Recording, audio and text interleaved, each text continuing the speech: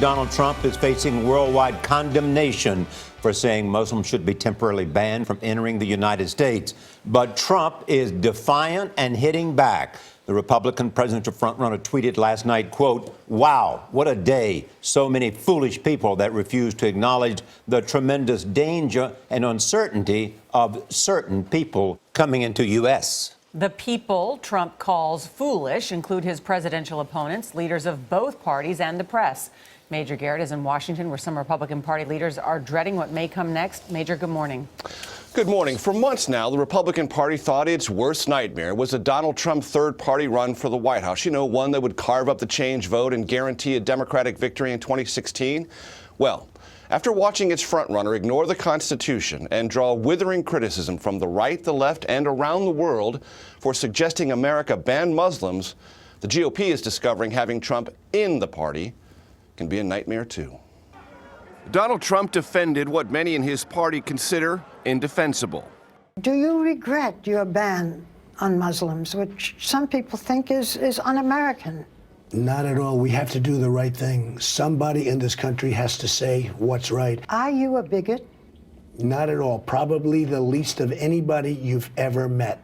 The top Republicans in Congress, who studiously avoid commenting on the presidential campaign, came down hard on Trump. This is not conservatism. What was proposed yesterday is not what this party stands for, and more importantly, it's not what this country stands for. This suggestion is completely and totally inconsistent with American values. Ben Carson and Marco Rubio joined the chorus. We do not discriminate on people based on religion. You know, that's constitutional. That's in the First Amendment. I would just say to you that to have a religious test would violate the Constitution. Ted Cruz, a Harvard-trained lawyer who is now surging in Iowa, refused to say if Trump's plan violated the Constitution. I disagree with that proposal. I like Donald Trump. A lot of our friends here have encouraged me to criticize and attack Donald Trump. I'm not interested in doing so. Thank you, sir. Jeb Bush was asked to promise not to back Trump if he became the GOP nominee. I can guarantee you Donald Trump is not going to be the nominee. White House Press Secretary Josh Earnest said Trump and the GOP are tied together unless Trump's rivals refuse to support him as the nominee.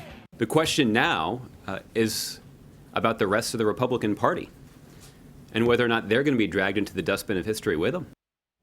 Despite all this criticism, Republicans in Congress say they will still vote for Trump if he becomes the GOP nominee. In an interview with Bloomberg, Vice President Joe Biden called Trump's ideas, quote, a dangerous brew, and said if he is the Republican nominee, Hillary Clinton wins in a walk. Charlie? Thanks, Major.